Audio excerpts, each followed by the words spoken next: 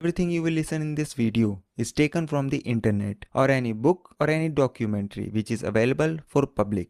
Hi good morning everyone. कैसे हैं आप लोग? उम्मीद है सब ठीक होंगे। अपना और अपने परिवार वालों का ख्याल रखे होंगे। दोस्तों, वक्त है एक नई कहानी की और आज की कहानी की शुरुआत होती है दोस्तों 22 अक्टूबर 2024 को सोशल मीडिया के अलग अलग हैंडल पर एक वीडियो बहुत तेजी के साथ वायरल हो जाता है। दरअसल यह वीडियो जारी किया गया था राज शेखावत में। राज शेखावत क्षत्रिय करनी सेना के राष्ट्रीय अध्यक्ष होते हैं। वो कहते हैं कि हमारी धरोहर परम आदरणीय अमर शहीद सुखदेव सिंह गोगामेडी, उनकी हत्या लॉरेंस बिश्नोई द्वारा कराई गई थी। जो पुलिसकर्मी लॉरेंस बिश्नोई का इनकाउंटर करेगा, हमारी यानी कि करनी सेना की तरफ से उनको 1,11,1111 रुपए का नगद पुरस्कार की घोषणा करेगी। अब जैसे ही यह वीडियो सोशल मीडिया पर वायरल होता है, उसके बाद मीडिया कर्मी एक्टिव हो जाते हैं और इस वीडियो का सहारा लेने के बाद कई तरह की वीडियो और कई तरह की खबर छापना, प्रकाशित करना शुरू कर देते हैं। एक तरफ कुछ लोग कहने लगते हैं कि कहीं न कहीं राजनीतिक स्टंट है, कहीं न कहीं अपने आप को नाम को चमकाने वाला स्टंट है। तो एक तरफ कुछ लोग यह भी कह उठते हैं कि आखिरकार कहीं ऐसा न हो कि कोई पुलिसकर्मी जाकर के उनकी हत्या न कर दे। तो दूसरी तरफ यह भी बात शुरू हो जाती है कि आखिरकार इन्होंने कानून तोड़ा है, इनके खिलाफ कोई ना कोई कार्रवाई जरूर होनी चाहिए। साथ ही जब ये मीडिया ने अपने अपने हिसाब से इन खबरों को बनाना शुरू किया, वीडियो जारी करना शुरू किया, उसके बाद लोगों ने, मतलब कि आम जनता ने, जो आम पब्लिक है, उसने इस वीडियो को देखना शुरू किया। तो उन्होंने उनमें से जो मोस्टली लोग थे, उन्होंने ज्यादातर लोग, या कह सकते हैं कि 90% लोग, उन्होंने लॉरेंस बिश्नोई के सपोर्ट में, उनके समर्थन में ही अपना कमेंट करना शुरू कर दिया था। अब हद तो तब हो जाती है जब राज शेखावत के बारे में कहना लोग शुरू कर देते हैं कि शायद इनका भी वक्त आ चुका है।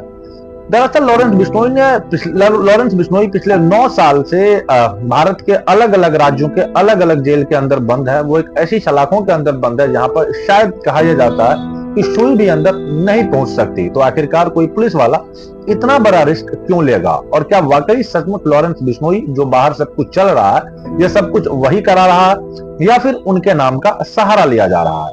आज की कहानी के माध्यम से यही जानने और समझने की हम कोशिश करते हैं। आज की जो सच्ची घटना मैं आपको सुनाने जा रहा हूं, यह सच्ची घटना शुरू होती है राजस्थान की राजधानी जयपुर से शुरू होती है। जयपुर का एक इलाका लगता है श्यामनगर, और राष्ट्रीय राजपूत करनी सेना के राष्ट्रीय अध्यक्ष सुखदेव सिंह गोगामेडी 5 दिसंबर 2023 की दोपहर लगभग 1 बजे के आसपास उनके ही घर की एक बैठक में बैठे हुए थे। इसी बीच में 3 शूटर आते हैं। तब तक उनमें से कोई नहीं जानता था कि ये वाकई शूटर ही थे। इस वक्त तीनों आते हैं और आने के बाद सोफे पर बैठ जाते हैं, बातचीत करना शुरू कर देते हैं, और बातचीत करने के दौरान ही अपने पॉकेट से हथियार निकालते हैं, और हथियार निकालने के बाद एक लगभग 17 राउंड गोलियां चलाई जाती है। अब 3 शूटर में से जो 2 शूटर होते हैं वो तीसरे की भी हत्या कर देते हैं। साथ ही जब जा रहे थे तो जाते जाते सुखदेव सिंह यानी कि गोगामेडी की कनपट्टी पर बिल्कुल ही बंदूक सटाते हैं और गोली मार देते हैं, यानी कि वह इनकी हत्या करने के लिए ही आए थे। और जब इत्मीनान हो जाते हैं कि ये मर चुके हैं, तब यहाँ से वो निकल जाते हैं अपने रास्ते पे, और मौका पाते हैं वो भाग जाते हैं। इनमें से एक शूटर का नाम होता है रोहित राठौर, दूसरे का नाम होता है नितिन राठौर। ये लगभग 17 गोलियां चलाते हैं, यहाँ से भाग करके निकल ही रहे थे, यानी कि पुलिस इनका पीछा कर रही थी या आगे आगे भाग रहे थे, किसी न किसी चीज का सहारा ले रहे थे।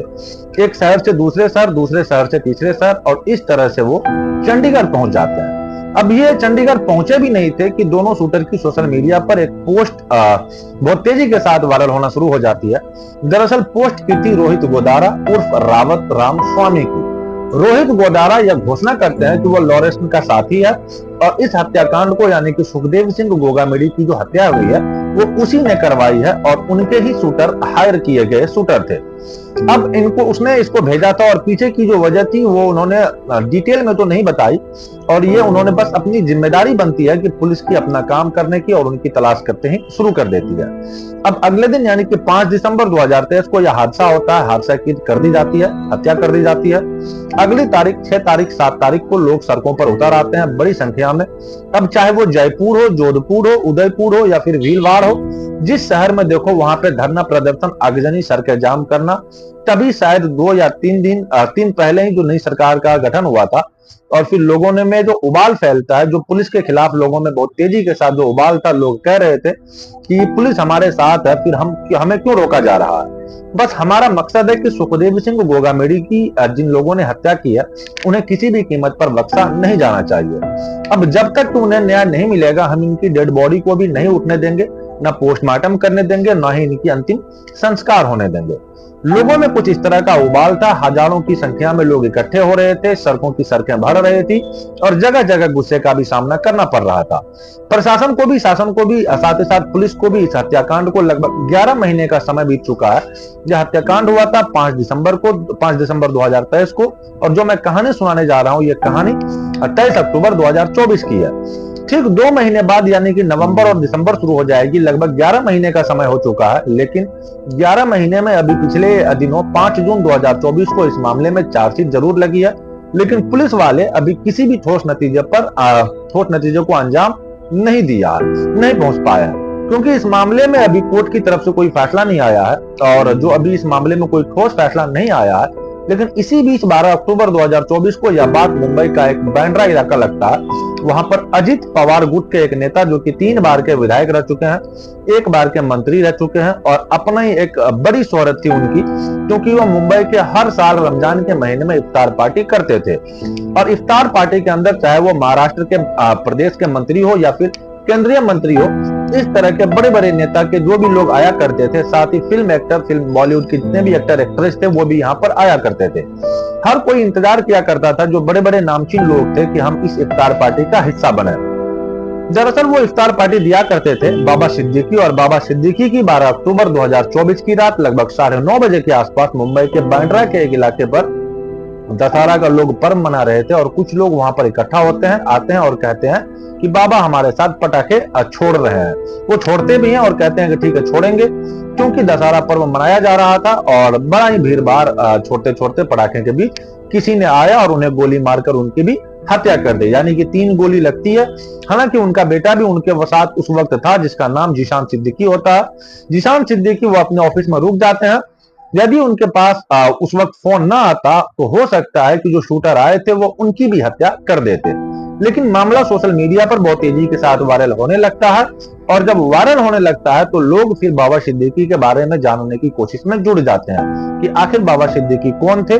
जिसे बाबा सिद्दीकी के बारे में जानने की कोशिश की तो नाम आता है सलमान खान का। दरअसल सलमान खान जो बॉलीवुड के एक दिग्गज अभिनेता भी रहे हैं और यह बताते हैं कि उन्होंने बड़ी संख्या में बड़े बड़े हीरोइन और एक्ट्रेस की मदद की है और उसके बावजूद 14 अप्रैल 2024 को उनके घर में जो बांद्रा के गैलेक्सी अपार्टमेंट के नाम से उनका घर जाना जाता है, वहां पर 5 राउंड गोलियां चलाई जाती है और 5 राउंड गोलियां चलाने के बाद नाम लिया जाता है, यानी कि कोई जिम्मेदारी लेता है कि हम लॉरेंस गैंग के लोग हैं। वो भी लॉरेंस गैंग ने उसको धमकी दी हुई थी, चेतावनी दी हुई थी कि आप माफी मांग लीजिए, नहीं तो आपको भी मार दिया जाएगा या फिर आपको नुकसान पहुंचा दिया जाएगा। अब ऐसे ही बाबा सिद्दीकी के मामले में पुलिस अभी किसी ठोस नतीजे पर नहीं पहुंची थी कि सोशल मीडिया पर एक पोस्ट बहुत तेजी के साथ वायरल हो जाती है और इस पोस्ट में जिम्मेदारी ली जाती है कि हम लॉरेंस के सदस्य हैं, उनके गुर्गे हैं। अब चाहे सलमान खान के घर पर गोली चलाने वाली बात हो, चाहे फिर बाबा सिद्दीकी की हत्या करने वाली बात हो या फिर सुखदेव सिंह गोगामेडी की हत्या करने वाली बात हो, उनके ही वो गुर्गे हैं। वो सोशल मीडिया पर आते हैं, खुलेआम ये चेतावनी देते हैं कि इसका यह काम को हमने अंजाम दिया है। अब जब घटनाक्रम हो जाता है उसके बाद फिर सालों साल तक यह जो इसकी जो जांच पड़ताल होती है वो चलती रहती है, लेकिन कोई ठोस नतीजे वाली खबर नहीं आती है। अभी इस मामले में यह बड़ा एक्शन लिया गया है और कोर्ट की तरफ से, इसीलिए आप इसमें सजा सुनाई गई है। सालों साल चलता रहता है मामला। अगर सालों साल न चलता तो आपको याद होगा कि 29 मई 2022 को पंजाबी सिंगर सिद्धू मूसेवाला की शरेआम गोलियां मार करके हत्या कर दी जाती है। थोड़ी मोड़ी गोलियां नहीं, उनको भी मौत के घाट उतार दिया जाता है और घटनास्थल पर ही उनकी मौत हो जाती है। और इसकी भी जिम्मेदारी गोल्डी बरार ने ली थी, ऐसा सोशल मीडिया पर पोस्ट वायरल होती है। गोल्डी बरार जो होते हैं वो कनाडा में रहते हैं और लॉरेंस बिश्नोई के बहुत ज्यादा खास होते हैं और जब भी नाम आता है कि वो लॉरेंस बिश्नोई का नाम आता है उसके साथ साथ गोल्डी बरार का नाम जरूर आता है। लेकिन लॉरेंस बिश्नोई अभी तक कोई कहीं सीधे मामला में कहीं नहीं रहा है या इसको डायरेक्ट इन्होंने किसी को नहीं मारा है, क्योंकि वो कह भी नहीं सकते क्योंकि वो जेल में बंद है। अब क्षत्रिय करनी सेना के राष्ट्रीय अध्यक्ष राज शेखावत ने 1,11,1111 रुपए की जो नगद पुरस्कार की घोषणा की है, 111 रुपए की, वो कहते हैं कि कोई भी पुलिसकर्मी लॉरेंस बिश्नोई का इनकाउंटर कर दे तो हम उसको नगद पुरस्कार देंगे। दरअसल लॉरेंस बिश्नोई गुजरात के साबरमती की जेल में कैद है। साबरमती की जेल के अंदर पिछले कुछ महीनों से या फिर कुछ सालों से वहां बंद है। उससे पहले भी वो दिल्ली में रहे हैं, उससे पहले वो अलग अलग जेलों में भी रहे हैं। अब कोई आदमी ऐसा कदम क्यों उठाएगा, ये जिम्मेदारी पुलिस को ही दी गई है। पुलिस के लिए कहा गया है कि आप इस काम को कर दीजिए, हम ये पुरस्कार आपको दे देंगे। यदि कोई पुलिस वाला इस तरह की हिम्मत भी जुटाए तो वो कैसे जाएगा ऐसी जेल में जिसके अंदर एक सुई भी ले जाना नामुमकिन जैसा है। ये बोला गया है, जज्बात में आके बोल दिया गया है कि हमारे ही एक बड़े आदमी इनकी सुखदेव सिंह गोगामेडी की हत्या कर दी जाती है, लोग डर की वजह से जी रहे हैं। ऐसे स्थिति में लॉरेंस बिश्नोई का जीना समाज के लिए बिल्कुल भी उचित नहीं है। यह खतरा है, यह पूरी तरीके से पूरे हिंदुस्तान में इसकी वजह से दहशत फैली हुई है। या फिर ऐसा हो सकता है कि कहीं ना कहीं समाज में जो दहशत फैली हुई है वो दहशत हमेशा हमेशा के लिए खत्म हो जाएगी अगर लॉरेंस बिश्नोई नहीं रहा। लेकिन ऐसा कदम उठाएगा कौन? एक बात आपको बताते चलें कि जिन जेलों में रहकर लॉरेंस बिश्नोई ने कई बार इंटरव्यू भी दिए हैं, उनके पास भी मोबाइल देखे जाते हैं। ऐसा दावा किया जाता है कि वो पाकिस्तान के किसी व्यक्ति से फोन पर भी बातचीत कर लेता है, किसी पत्रकार से को भी वो इंटरव्यू भी दे देता है। यहाँ तक तो ठीक है, लेकिन जब बात आती है जेल में रहकर यह सब कैसे पॉसिबल हो सकता है, तो एक बार का किस्सा मैं आपको जरूर सुनाना चाहूंगा। कोई भी व्यक्ति अगर कोई क्राइम करता है, किसी भी प्रकार का वो क्राइम हो, मर्डर हो, रेप हो, कोई भी क्राइम हो, वो अगर किसी जेल के अंदर बंद है, भले वो अंडर ट्रायल हो या फिर उनको सजा सुना दी गई हो, कोई भी वो सजाए वाक़ा हो या फिर अंडर ट्रायल हो, अगर उस व्यक्ति से आप मिलने के लिए जेल के अंदर जाते हैं, तो भले आप उनके खाने पीने की सामान को लेकर के जाएं या फिर उनके किसी भी काम की चीज को लेकर के अगर आप जाते हैं, तो आपकी वो सारी चीजें जेल के बाहर, जो भी जेल मैनुअल का एक रूल है कि आपका वो सारा चीजें आपको गेट के बाहर ही खोल करके जांच पड़ताल कर लिया जाता है। जो भी चीजें उसको ऐसा लगता है कि ये किसी भी खतरे की तरफ भाप नहीं जा रही है, वही चीजें आपकी अंदर पहुंचेगी। अदरवाइज जो भी चीजें आप लेकर के गए हैं, उनमें से जितनी भी चीजें जो उस मुजरिम के लिए नहीं है, किसी को नुकसान पहुंचाने लायक वो चीजें हैं, चाहे वो खत ही क्यों ना हो, वो उस मुजरिम तक नहीं पहुंच पाती है। क्यों? क्योंकि आप डायरेक्ट उससे नहीं दे पाते हैं, आप नहीं दे सकते हैं उसको अपना सामान। वो आपको जेल मैनुअल का जो रूल है वो आपको बाहर चेकअप कराना ही पड़ेगा, और जेल के अंदर का व्यक्ति ही वो सामान लेकर के उस कैदी के पास तक पहुंच सकता है। अब ऐसे में ये चीजें जो भी हमारे हिंदुस्तान में चल रही है, या जो भी पिछले कुछ सालों से एक दहशत का माहौल बनाया जा रहा है, ऐसे में लॉरेंस बिश्नोई पर डायरेक्ट एलिगेशन लगाना, ये मेरा पर्सनल ओपिनियन है कि ये कहीं से भी उचित नहीं है। आप इसकी जांच पड़ताल कीजिए, जो कुछ भी हमारे देश में हो रहा है, कोई भी एक ठोस कदम पे आप पहुंचिए, उसके बाद आप किसी पे इल्जामात लगाइए।